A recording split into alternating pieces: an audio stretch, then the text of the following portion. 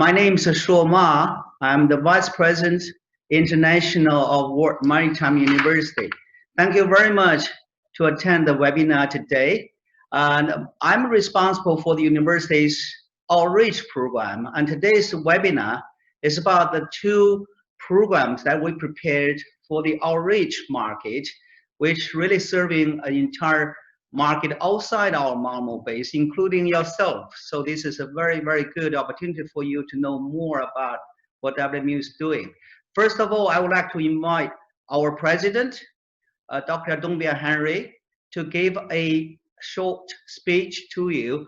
And Professor Dongbia Henry, of course, has joined the university a number of years ago. Now she's the leading university, also very much developing this outreach program to expand universities' coverage beyond the normal base. Cleo, your turn. Thank you very much. And I'm really delighted that we're having this webinar today with our alumni. I think it's the second one we've had already since COVID. And this time, I think that the thematic is quite important, quite interesting, particularly for all of you alumni. I also want to, I understand that we also have colleagues from the International Maritime Organization, our mother institution, IMO, who is also participating in this webinar. So let me welcome all of you to this afternoon's webinar with the theme, Upgrade Your Professional Skills for the Future. In fact, we all need that. We all, you know, as we go through life's learning processes, we all know how important it is to add knowledge and continuing always to grow and to learn new things. I am really delighted, therefore, to welcome our university's alumni and our IMO colleagues, as well as any other guests that are also participating in this webinar. This is a very timely event as the world is starting to plan for the rebuilding that is necessary after the COVID pandemic subsides or decides to go away as fast as it came. We all now need to extend our expertise in order to help us to work to build a better, greener, more efficient future for everybody and for the entire world. Indeed, quoting Albert Einstein's on lifelong learning, he stated, "Wisdom is not a product of schooling, but of the lifelong attempt to acquire it," end of quote. This is what we should all be aspiring to do. My colleagues will tell you more about WMU's two newest postgraduate diploma programs within the framework of this webinar. These are taught by distance learning, and they are completely up to date and can be followed by you at your own pace from your own homes or wherever you choose to do so. These programs have been developed with a very clear focus. It's a focus on enabling you to develop your professional skills. It is very important, therefore, that each of these programs has the support of very important players in their field.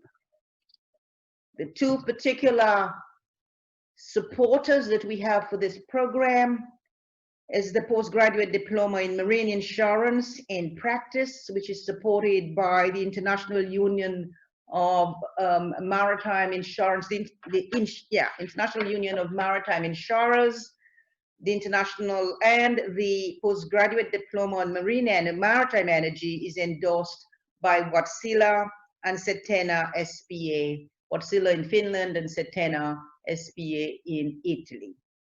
I am also very pleased to say that our executive board and the WMU Board of Governors approved our proposal to offer our graduates a discount of the fees at 25% discount as a gesture of support during the current global emergency. Let me take this opportunity to welcome you all again and to hope that this webinar will open up new opportunities for you to grow, as we have to do this every day.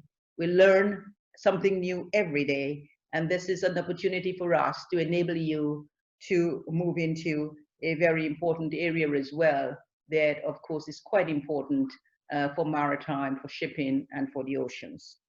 I would now like to ask Professor Shumar to introduce the webinar. Thank you very much, President.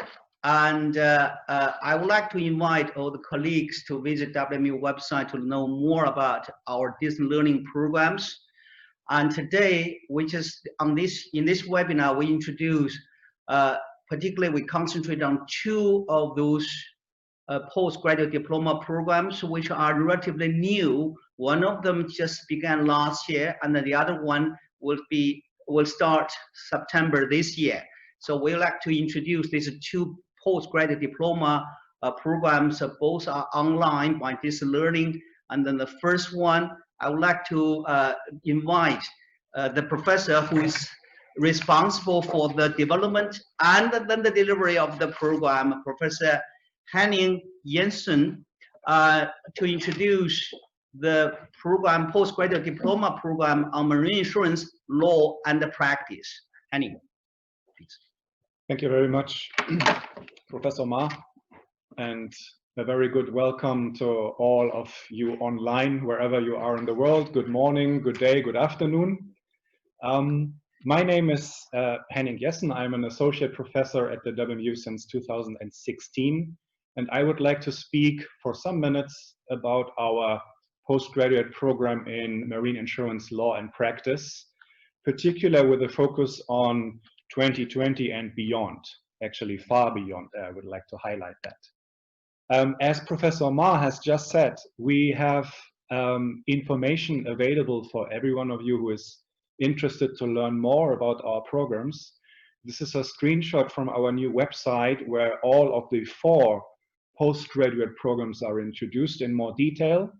And for the program that I'm talking about now, Marine Insurance Law and Practice, we also have shot a new promotional video, so you can see the link and the information about that video here on this screenshot.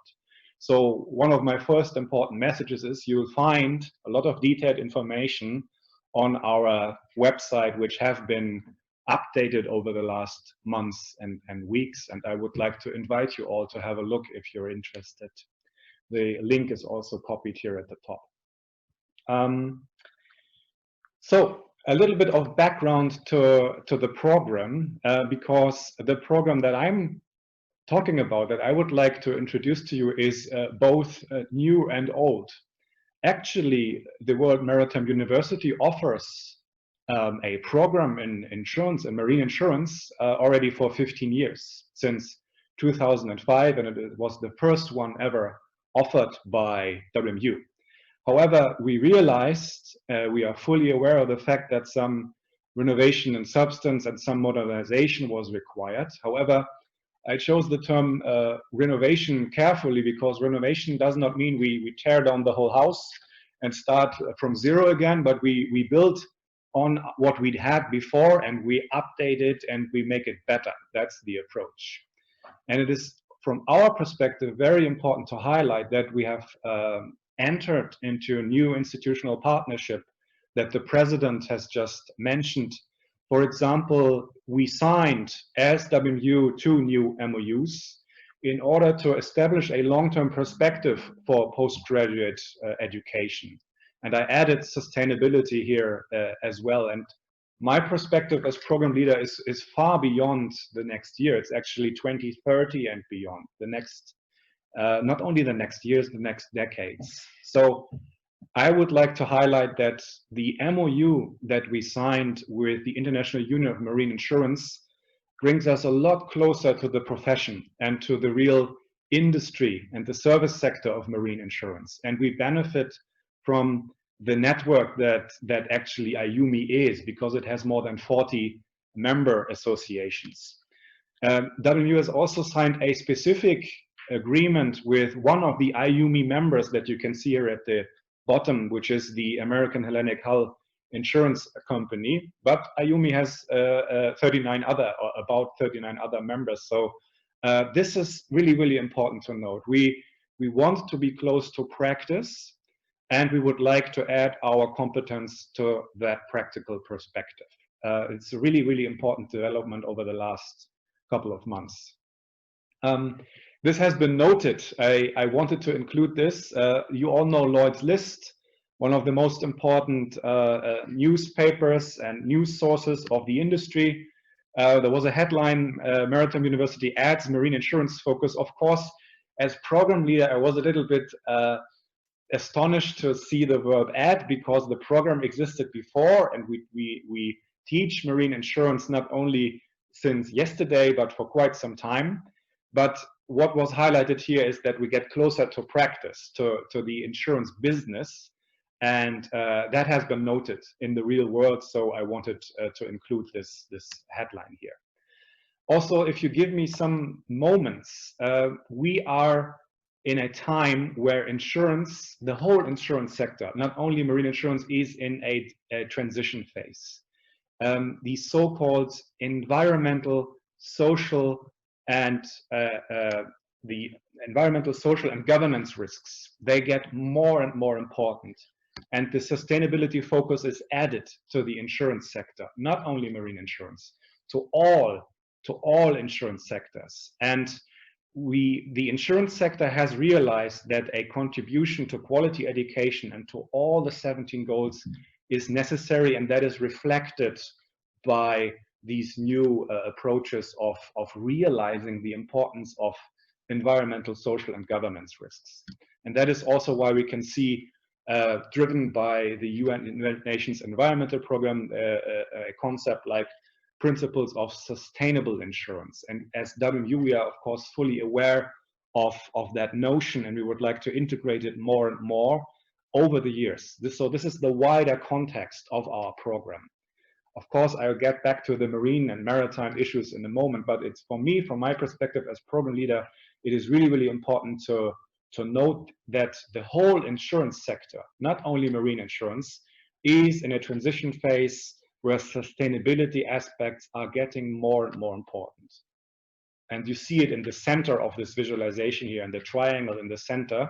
Insurance plays many roles, not only in risk management, also as investors. It's a huge sector globally, and sustainability challenges and opportunities play a more important part as compared to the last decades. So back to insurance in itself, and how does it reflect our program?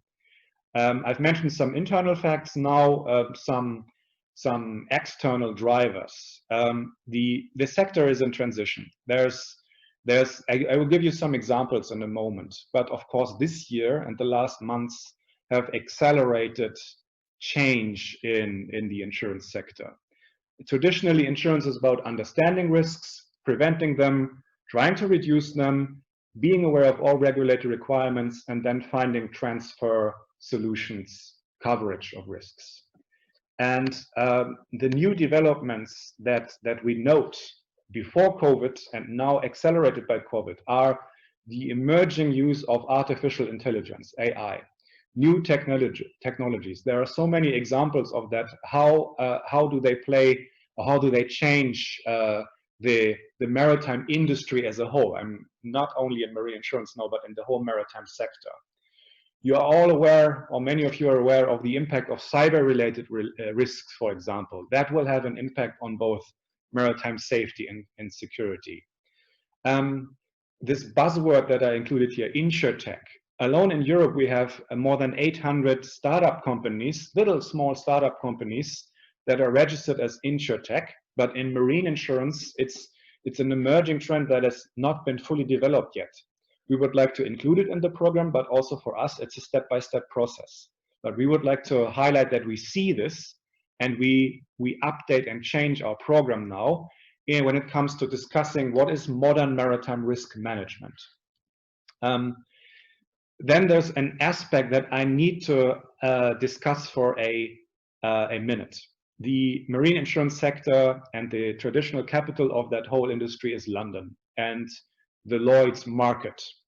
The question is, what will be the role of that market and what will be the role of London and English marine insurance law in the future.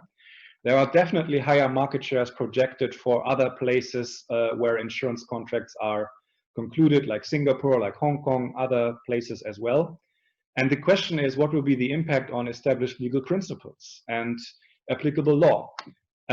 My point is that understanding the UK Marine Insurance Act and the insurance principles that are reflected by this act will still be highly relevant, and still the market will change. The way insurance contracts and risks are covered will be different in the future. There's not so much physical contact necessary anymore, but rather new IT approaches. But let us note that it will not be the case that the London Maritime cluster will diminish. There will still be a high relevance of that. So taking that into account and seeing that other geographic places of the world play a role as well, that is also what we will integrate into the program, or that we will acknowledge, of course. Let's talk a little bit about some program aspects, and I'm already getting closer to the conclusion of my messages, so to speak.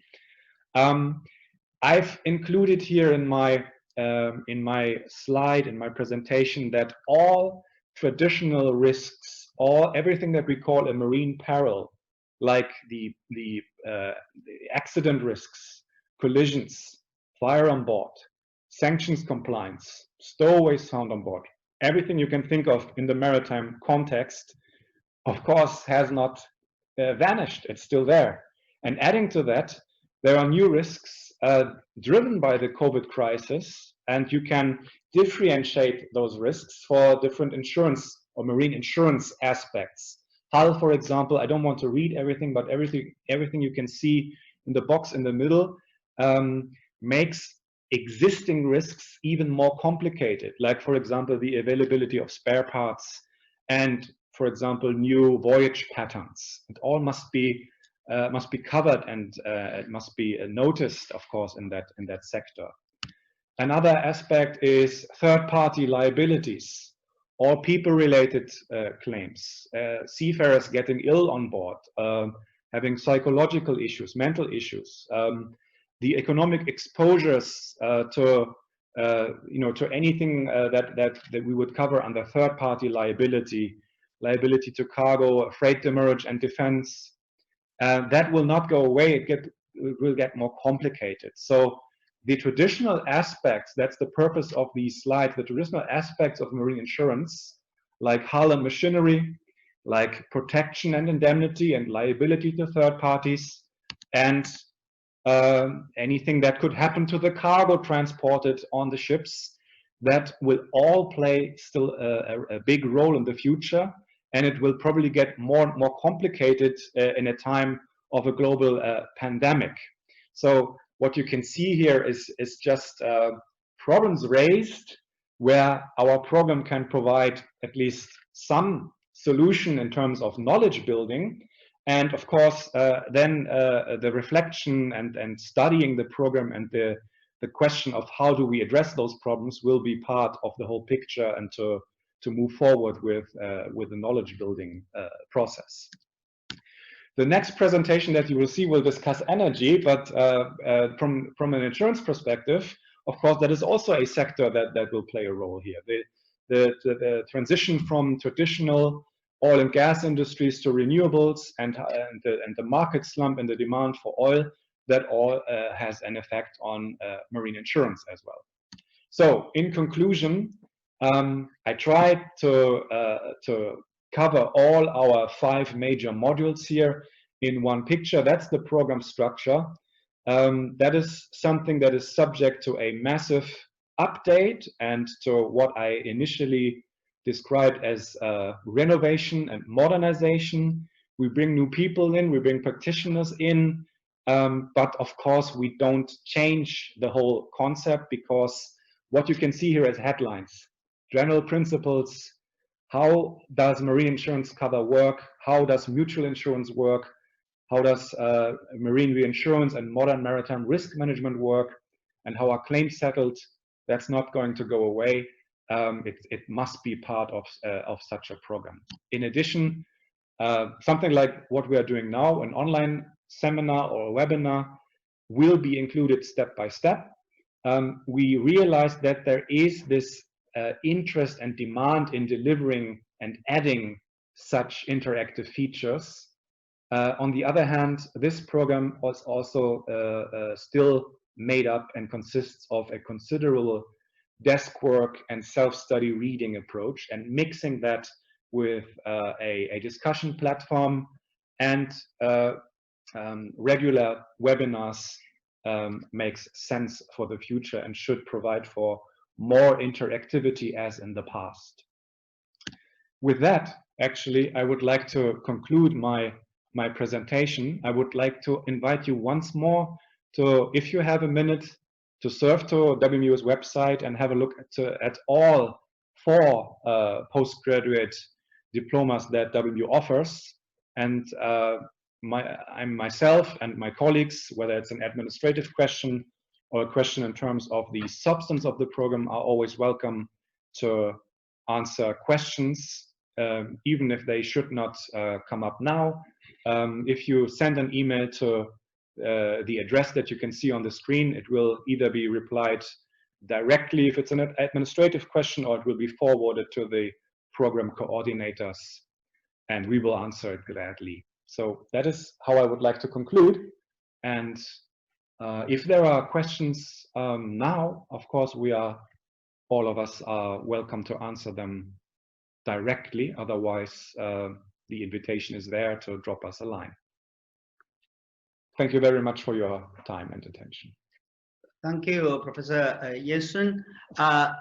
Before we turn, I see that some colleagues put up some questions, but if you have any particular questions, specific questions concerning the presentation that Professor Jensen just made, please just ask this question. I know some of the questions are of a general nature that I certainly will have the pleasure to address them. But if you have any particular question concerning this particular PG DIP in marine insurance law and practice and the contents and etc., you can just ask Professor Jensen.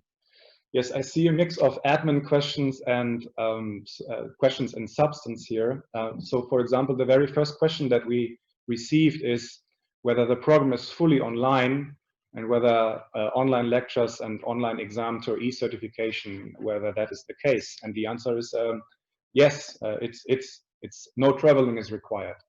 It is fully online, and it is based on investing a considerable amount of self-study at your own desk wherever you are.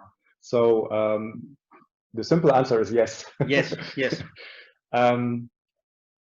So I see some admin questions there. If I may, I would like to answer the question, is there any prerequisites for joining the program? Mm-hmm. And what is the duration of the program?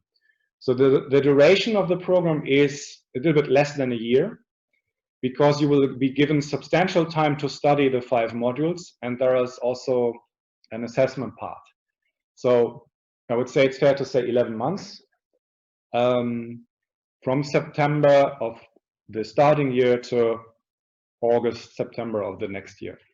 Prerequisites for joining this program. Of course, there's academic prerequisites, because normally the general prerequisite is a bachelor degree. And I guess the question is a little bit geared whether you have to have a legal background. And my answer is it helps, but it is not a mandatory requirement to have studied law before. We accept, for example, applicants who have a background in maritime technology or in a background in other aspects of the maritime sector. But of course, it helps if you have been exposed to legal questions before, because ultimately marine insurance is a sub-area of maritime law, a very specialized and broad sub-area, but it's still dealing with contracts and legal concepts. So yes, there are prerequisites, and that is subject to a screening of your past certificates. I also see a question about the either we have a fellowship scheme for this program. Unfortunately, we do not have a fellowship kind of to offer for the moment. Of course, you may contact some other organizations. For example, if your organization is part of IUMI, and then the IUMI may see if any kind of a fellowship scheme exists there. But for the time being, we do not have a traditional kind of WMU kind of a fellowship and a third-party fellowship for this particular PGD, postgraduate diploma. Another question is about, for example, whether the payment can be made, how the payment should be made. The payment can be made either in total for the whole entire PGD, which is in five modules, or it can be really made in installment, module per module. The total level of the tuition is a little bit different, lower for those who pay in total and a little bit higher for those who pay in installment. But in any case, as long as you are a WMU alumni or you're a IMO staff member, you will be really entitled for 25% reduction for whichever model you will take. Okay, so that is the answer to that question. If you do not have any particular question for the PGD in maritime marine insurance law and practice, I would like to invite. I would like to thank Professor Jensen, of course, for this presentation. As he said, if you have any question later on, do not hesitate to just post that to us and we'll get them answered, okay? And now I would like to invite Professor Aykut Olsa, a professor in charge of WMU's Maritime Energy Management Master of Science program, but also he's the director for the PGD in Maritime Energy. Professor Olsa, please. So, distinguished alumni, distinguished participants, ladies and gentlemen, thank you very much to Professor Ma and also the President and also the Professor Jensen, let's say for the introduction and also the giving the detailed information about our very timely product on marine insurance. So my name is Aykut Ölçer. I'm a naval architect and marine engineer by education. At the same time, I'm also holding the Director of Research position at the university, while also the holding Nippon Foundation Professorial Chair in the area of marine technology and innovation. As Professor Ma highlighted also, one of the 7 specializations of the university called Maritime Energy Management, I am leading that specialization too. So outline of my presentation today, I will be starting with the sustainability and international shipping and looking into then air pollution and drivers, which is the starting point for Maritime Energy Postgraduate Diploma. Then we will be definitely concluding with the WMU response, how WMU responded to the maritime needs, the needs of the society and the industry in terms of educational products, and hopefully we'll be concluding with some QA sessions.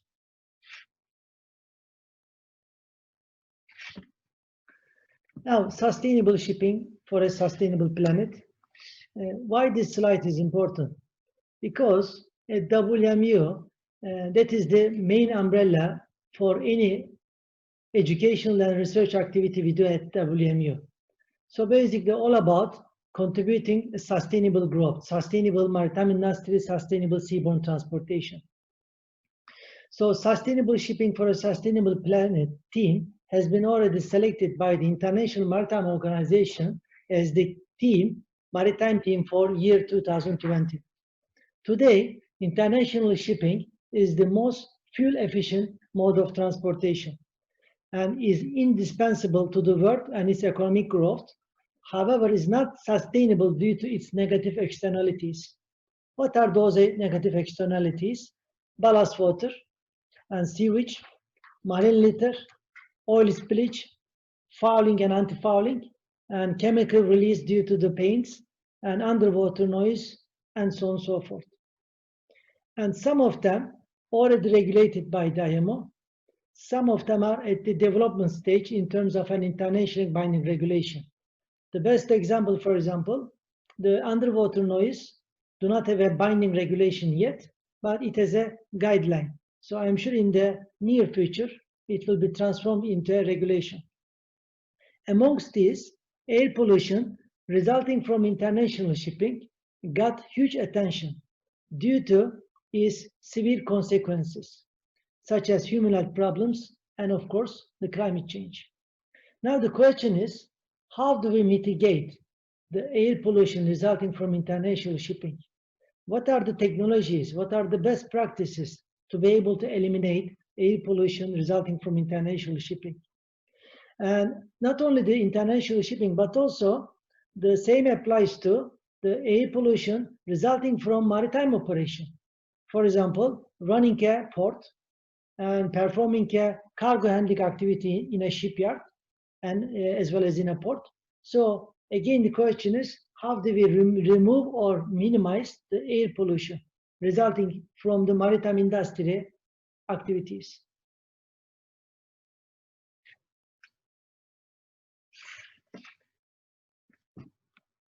Now, amongst the negative externalities we mentioned, air pollution is the main motivation for the subject educational product of World Maritime University, which is Postgraduate Diploma in Maritime Energy.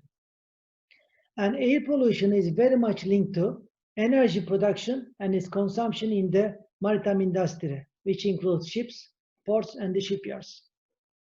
So what you see in this slide basically are the drivers and motivational factors for us or for the maritime community to manage the production and its consumption of energy in a better way in the maritime industry.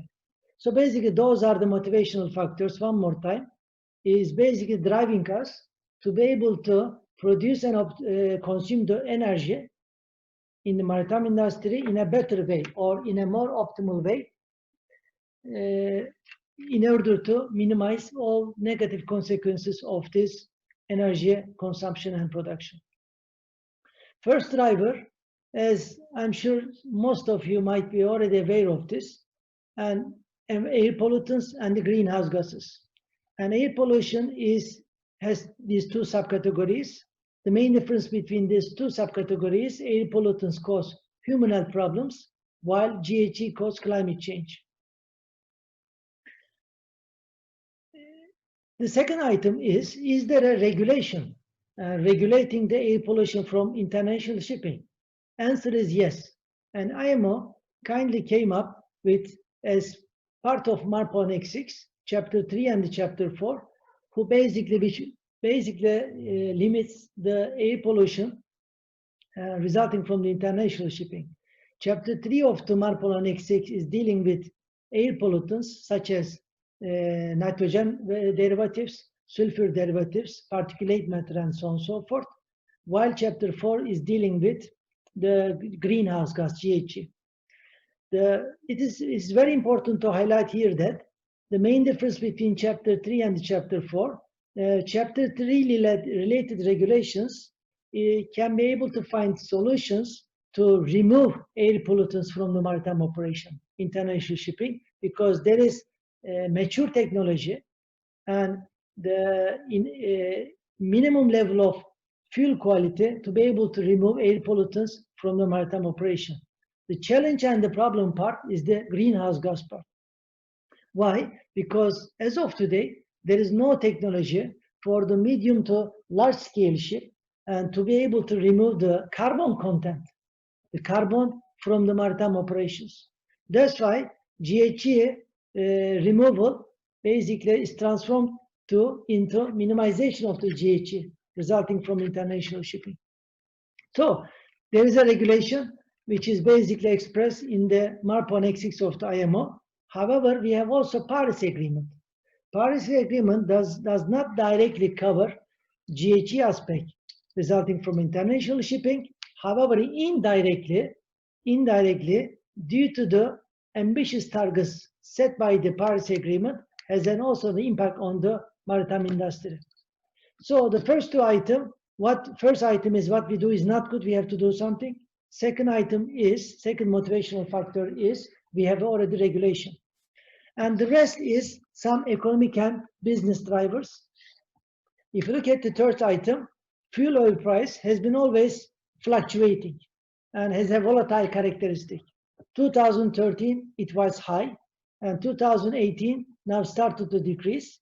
So as of today, is relatively and cheaper than 2013. The problem is we don't know what will happen tomorrow or 1 year later or in the near future. And that's why it's also that for us the third driver for us to be able to manage energy production and consumption in a better way. World population is the main driver and definitely has an impact on increased energy demand and prices. Energy resources we are using, especially the fossil fuel trio like gas, oil and coal, we will be running out of this trio, let's say within near future, 50 to 70 years time. Again, to make use of those resources in an efficient way is another driver for us. Energy security is related to geopolitical stability of the regions, okay, and has an impact on the supply-demand relation. If there is a dispute between the regions and two countries, this might affect easily the supply-demand relation and might have a big impact on what we do in this energy field. It is not legislative, but it is not binding. We have an agenda released by the United Nations, which is called United Nations 2030 Agenda, which is all about to grow in a sustainable way. And that agenda has 17 SDGs, and of which each SDG has varying different number of targets. In total, 169 targets. And SDG 7, clean energy for all, and the SDG 13, the climate action, are the two most relevant SDGs for our subject educational product.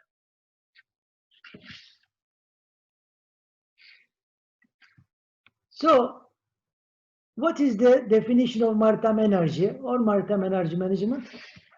Formal definition is important, and understanding the production of energy and understanding the transformation of energy sources into different energy forms and managing its consumption in an optimized way in order to be able to minimize all negative consequences, might be environmental, economical, and societal, resulting from this consumption. And this, when you do this, this will be resulting in increased energy efficiency. Here is something important. When it comes to onboard ships energy consumption is all about energy transformation. For example, you transform the mechanical energy to some other forms of energy, or you transform the electricity to heat and vice versa. That's why we need to understand and appreciate the transformation energy sources into different energy forms on board a vessel. So again, one more time, understanding the energy production and understanding the energy consumption on board ships, as well as in the maritime industry, is the main pillar of this subject educational product.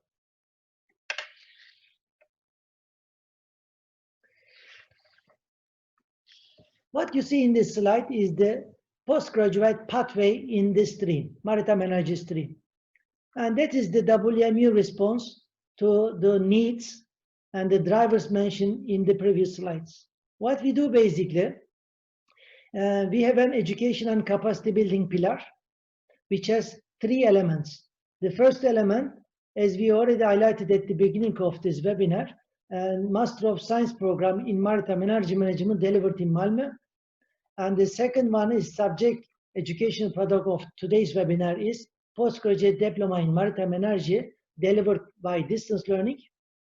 And also for the busy professionals, and we have also the short courses, 3 days to 2 weeks, and we call it executive professional development courses. So that is the WMU response to the needs of the maritime industry within the context of maritime energy. And that pillar is the, let's say, education and the capacity building pillar. Of course, we are in the university. Without research, we are not able to produce knowledge. That's why It is supported by one of the research priority areas of the university called Maritime Energy Management, supported by also other research priority areas of the university.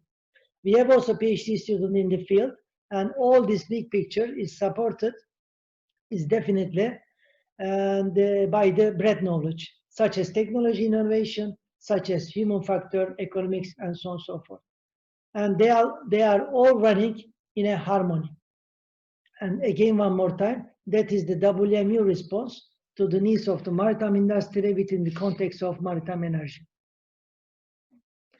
And the way we see is holistic. Why holistic?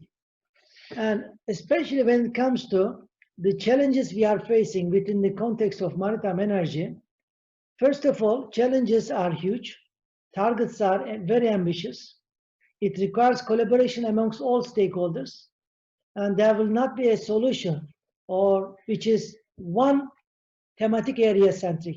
For example, there are always technological solutions, but technological solutions in some cases not enough to be able to mitigate the GHG from the maritime operation, which means you need to see, or we need to see, the challenges and the mitigating challenges in a holistic view, which has 6 key thematic areas: regulation, renewable energy, energy efficiency, human factors, economics, and technology innovation.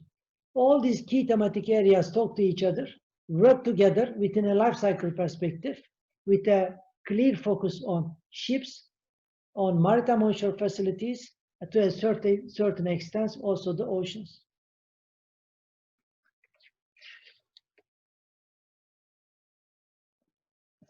So, the again subject educational product of today's webinar is Postgraduate Diploma in Maritime Energy, and delivered by distance learning, less than 12 months, less than 1 year, you will be able to finish, as long as basically you enroll each module one after the other. And this postgraduate diploma has 5 modules. The first module is maritime energy and sustainable development. The second one is ships and energy efficiency. Future propulsion technology is the third one. Then we look into energy management in ports and shipyards. And then we basically conclude the whole postgraduate diploma with some best practices and life cycle perspective. Maybe let me open a parenthesis for the last module. And our program is already endorsed by the big players, big stakeholders in the industry, such as the engine manufacturer Wärtsilä from Finland. And then Wärtsilä already endorsed our program, as well as a big research institution and a big stakeholder from Italy, Cetena, also they endorsed our program. They also provided kindly their best practices and to be also presented to our students. In very short, in summary, the first module is all about motivation and what is sustainability and what are the sustainable development goals and which ones are relevant to our maritime energy context and what are the relevant regulations and so on and so forth. These are all covered in the first module. And the second one is solely focusing on the ships, especially the technical and operational measure, which became in force 1st of January 2013 by IMO. And in particular, we look into ship resistance and ship propulsion, as well as ship operation. And the second module is all about basically ships and energy efficiency. Third module is what are the future technologies, what are the alternatives, such as LNG, LPG, such as hydrogen, ammonia, very popular topic, the buzzword at the moment. Also batteries, and these are all basic alternative fuels and technologies also covered as part of future propulsion technologies. We also touch upon marine renewable energy in such a way that in case this might be used to improve the energy security for maritime onshore facilities, like for example, microgrids in ports or microgrids in shipyards. So fourth item, we look into how we can manage energy in maritime onshore facilities. We put more focus to port side. We have also some elements to cover for the shipyard side as well. We cover ISO 50001. We look into the, again, best practices and energy audit and certification schemes and so on and so forth. And then we conclude the whole postgraduate diploma with best practices and also the life cycle perspective. Here's the life cycle perspective. We are referring to life cycle economic impact and life cycle environmental impact. And also is something small but very important. We basically conclude the whole postgraduate diploma how, as the future maritime leaders, as the senior managers of the company you are working for, how we can make rational decisions under trade-off situations. The best example is IMO global sulfur cap. We have some alternatives to choose from. We have to evaluate all these alternatives with regards to some criteria. This is a typical trade-off situation. So that's why we conclude all this postgraduate diploma to be able to equip you with some rational decision-making methodologies. And to be able to give you some snapshot, let me have a, let's say, a big parenthesis to focus on what we do in a particular module. Module 2, ships and energy efficiency, which I am in person in charge. We cover all MALP on X6 from chapter 1 to all the way to chapter 4.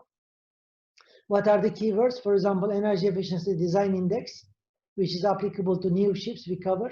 Ship energy efficiency management plan, applicable to ship operation. And data collection system is an initiative by IOMA, compulsory, which will be leading to, hopefully in the future, a market-based measure, an economic measure. So basically, we have a coverage of full regulation. Then we look into basics of ship geometry and hydrodynamics. Here is something important. And this program is not for the people only with technical background. However, some modules are very different from the others. For example, this is the most technical module amongst all 5 these modules. That's why we also give some introduction to the basics of ship technology, maritime technology, in terms of what is ship geometry and what are the basics of ship hydrodynamics. Then we look into ship resistance and propulsion items and how we can reduce resistance, such as reduction of waymaking resistance, such as reduction of viscous resistance and so on and so forth. And at the same time, how we can improve propulsion efficiency. And we continue with the ship operation. Although the potential is in the ship design stage in terms of improving the energy efficiency behavior of a ship, but again, there is big potential to be able to explore further during the ship operation. This is what we cover, and in this, let's say, 4th item. Then we also touch upon machinery technologies for energy efficiency, such as waste heat recovery. And of course, almost every module, maybe apart from the first module, also supported by tutorials. And for basic students, for the students to improve their understanding. For example, we go through some EDI calculations, some EEOI calculation, and also we look into the impact of technical and operational measures on the fuel consumption. We have also dedicated tutorial for slope steaming. So this slide was all about to give you a snapshot for what we do in this postgraduate diploma. So our postgraduate diploma, similar to the one my colleague already presented just 20 minutes ago, they are very timely and they are definitely responding to the needs of the maritime industry. And that's why if you join us, we will make a journey together towards a zero/low carbon maritime industry and energy efficient industry, and more importantly, sustainable maritime industry. So we will make this journey together. We will learn together. And in particular, to be able to decarbonize long distance shipping, which is basically most challenging in the maritime community as of today. For more info, please visit the website. Yep, that's all from my side. And thank you very much for your participation. Appreciate it. Thank you very much, Professor Ursa. If you have any questions, you can actually, can they speak out into the loudspeaker, probably even? Otherwise, they type their questions. They type their question. I saw one of the questions is that whether you would like to take a record of the presentation. You know, you will receive the presentation. The two presentation will be sent to you. It will be made available to you, and you're certainly welcome to visit our website. Then you'll find more information on the WMU website. It's at www.wmu.se. You just visit there, and then you will see all our outreach programs, the 4 PGDips, and also 1 LLM, and there's a list of short courses. And one of these is just Professor also just mentioned, when he mentioned this is a holistic view of the maritime management. He actually took his team to deliver a short course in Asia, and later on he will do that also in America and as well as in Africa, just for this IMO sulfur cap, he just mentioned. You know, we really, WMU is not only providing the traditional subject that you are familiar with, the specializations. This is we are also very much moving into the up-to-date and the cutting-edge subject areas like maritime energy management. So if you have any questions, certainly you are more than welcome to ask. That's the short courses available in India. Absolutely, it's everywhere, anywhere that there's a need, that we will go. Certainly now it's COVID permitted. Okay, otherwise the short courses are still in not in the distance learning format. It's still in the traditional kind of face-to-face type of teaching format. We still believe that probably is a good way of you know, conveying this the message. But for the time being, absolutely India is an important market for WMU. We can go Africa, India, Asia, Latin America. You know, there's absolutely no geographical limit for us. Just visit WMU website. You will see there's about 40 short courses that we can offer upon any request from you. Where can we approach for short courses in India? Well, you just visit WMU website, okay? And but to achieve this, we need to have competent personnel and shore offshore. It's important, the maritime and the quality. You know, I think that probably Professor Ursha also can mention a little bit of what the prerequisite for people to follow this PGDiP. Do we need any particular pre-knowledge for people to follow the maritime energy PGDiP? Actually, there are two categories. And thank you very much, Professor Ma. If you are coming from a technical background, especially maritime related, you are more than welcome to register. But if you are not coming from a, let's say, technical background, let's say maritime centric background, that's why we are looking for some maritime exposure, especially in the energy field. I think these two main criteria are, let's say, filtering when it comes to admission. But definitely you need to have a motivation for this, let's say, a niche program, a very focused program. We had in the past colleagues from shipping companies and shipyards and classification societies, and basically name it, all the stakeholders of the maritime industry, all relevant stakeholders. And then we'll be graduating the first cohort, hopefully this November 2020. And there's also one more thing maybe I highlight, in addition to what Professor Ma said. We were January, just before the pandemic, myself and my colleague, we were in Myanmar, and thanks to the, of course, Myanmar Maritime University and the Department of Transportation, they welcome us, and then we delivered a workshop with regards to IMO Global Sulfur Cap 2020 with the support of the Danish Maritime Authority, just to give you an idea. You know, WMU certainly offered more than these 2 PGDiPs, but these 2 PGDiPs are relatively new, particularly the aspect that I would like to emphasize, which has been mentioned already, is that we deliver these 2 programs with the new partners. Okay, the new partners and the contents is absolutely updated, up to date, and then we really realize that the academic program should really have a very clear industry professional touch and representation. So the partners now for this 2 program that we just introduced to you today, They are new, and with the new partners have a really very close relationship with the real life profession, and we just feel that we should let you know, and then you should also have the chance to consider whether you want to take advantage of these two programs. If you have any questions, please do not hesitate to write to us, to visit the website, and certainly we'll be happy to address them.